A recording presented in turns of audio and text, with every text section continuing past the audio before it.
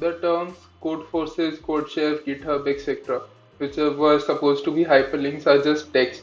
In case if you have removed the links for the review purpose, then it is fine. But if you missed adding the links, then make sure you fix it before submitting your resume to a recruiter. Also, what is this iMocha and why is everyone interning here? Probably the fifth resume with iMocha listed under their experiences. Anyways, chat app and search engines are pretty vast projects, so it would be good to give more details about your specific contribution.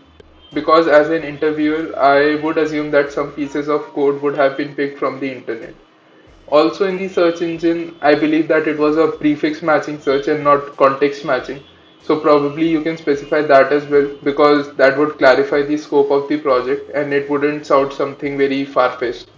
Even in ML project, give some more details about what classification technique was used and also specify your contribution.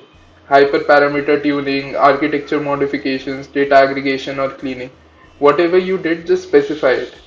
Since your experience in iMocha is not really around development or research and you want to apply for SD role, make sure you utilize the project section to actually showcase your proficiency.